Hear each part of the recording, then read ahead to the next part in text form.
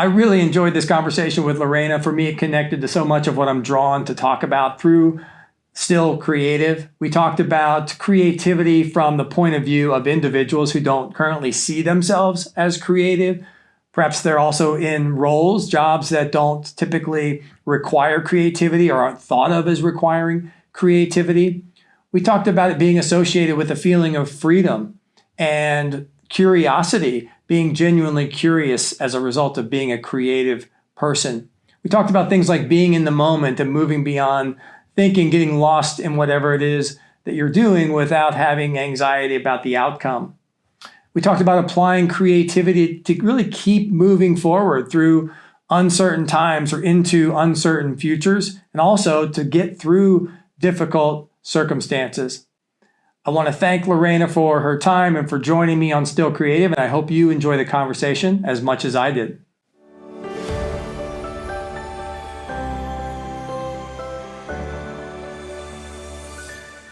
All right, Lorena, welcome. And thank you. Thank you for joining me.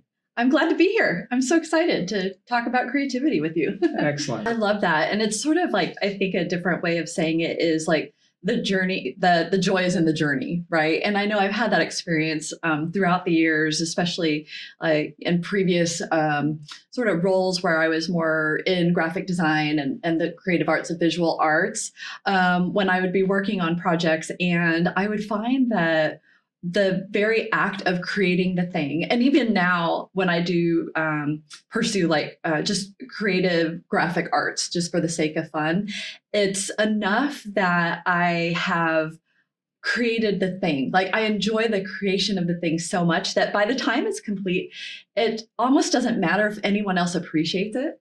And those are my personal artworks, right? But even in the work I do as a consultant, enjoying the process so much and enjoying the research and enjoying engaging with clients and enjoying engaging with stakeholders and all that goes into, delivering consulting services and helping clients solve their problems.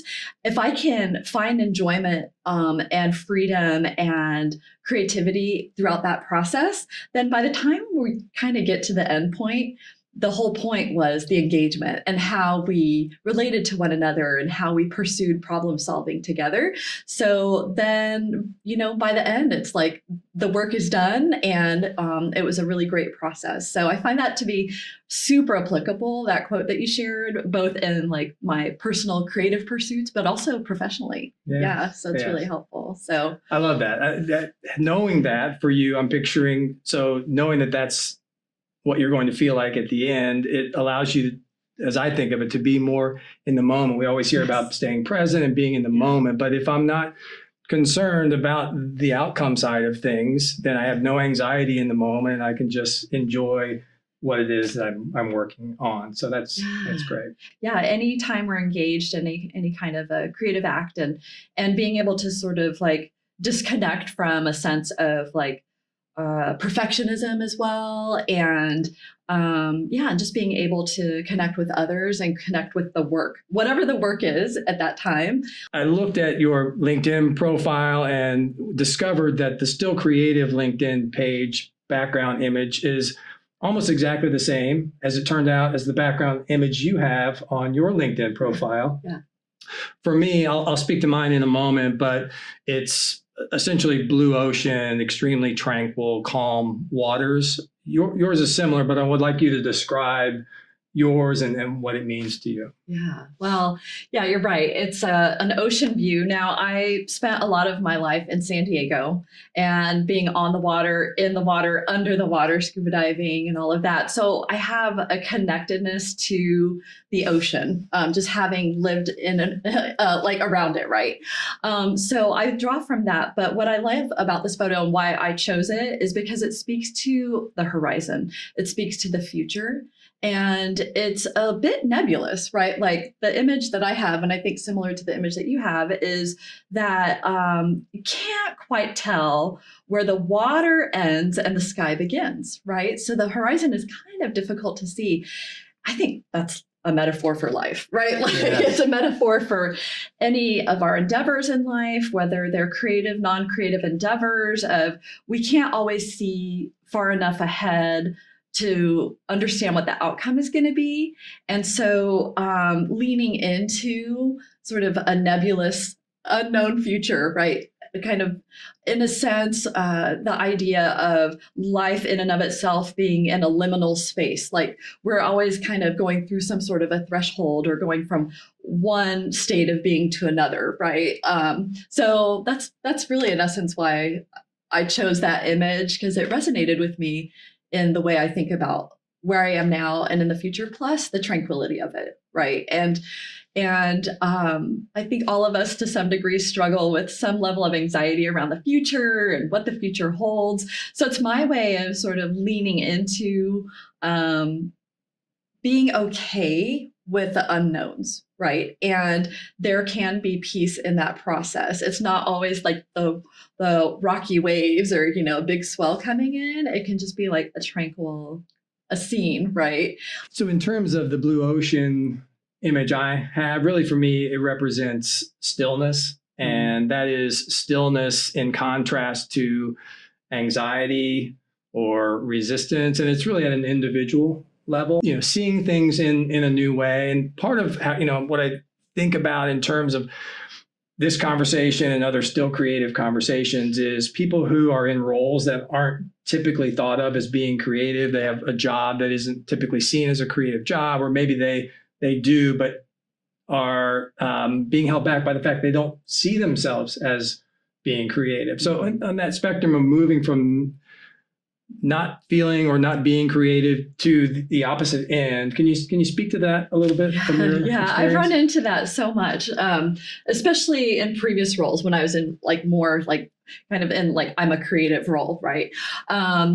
And I've run into this so much where I would work with colleagues that weren't necessarily like in a creative role per se. And I can't tell you how many times I would hear colleagues say, well, I'm just not creative. And I, often would push back in a friendly way about this, because I really do believe that the problem is around how we define creativity. And as individuals, if we define creativity as being visually creative, like being able to create logos or create images, or maybe we consider creative people to be musicians where they can create something brand new, right? Through instruments and that type of thing. And I think part of the challenge is, how do we define creativity? Like, how do I define creativity for myself? How do you define creativity for yourself? And so if we can just kind of zoom out, like you're saying, and define creativity as seeing something in a new way, right? Then I think that unlocks creativity for us. Yeah. There's the idea of like the imperfect state of something, and leaning away from perfectionism. And I think this kind of ties into a few of the things that we talked about. And I know one thing I've had to do is like overcome perfectionism and sort of shift my self-concept. So, overcoming perfectionist for many years now, and well into that recovery. The idea of, things having to be perfect. So whether it's conversations or, how I'm engaging with a client, or how I'm engaging with a person, how I'm engaging with art, how I'm engaging with work, right? The work that I do. Adopting that curious mindset helps to overcome perfectionism, right? That you mentioned earlier. The idea of, I'm going to be curious here. And also, I may have never done this thing before, so I might not be good at it, right? Yes. And I know we talked about before, like, it being okay to not be good at something is, I think, a real antidote to perfectionism. So like in my personal life, I love having things that I'm not good at. Like I play bass guitar, inspired by my son. I play video games, inspired by my other son. Am I good? It's relative. To a non-bass guitar player who's never played before, I might sound pretty good, but to an experienced musician, I've got a lot to learn, right? But I do it for myself, and the reward is in the learning and the doing, and it being okay to not not be entirely an expert at something. And I actually love living in that liminal space between being sort of like having an expertise in something and then not really knowing anything about this thing and passing through that threshold to develop greater competencies, whether it's like creative competencies or professional competencies. And I think all of us working in the AI field, no matter if it's like as an end user and helping organizations adopt the technology, or for those creative thinkers that are actually like creating the technology in these labs and all of that, I think being able to be comfortable without being entirely competent in something, but knowing that you're developing that competency as part of your journey. And then you'll be able to look back one day and say, wow, okay, I've actually learned some things here now, and I can contribute at a new level in a different way.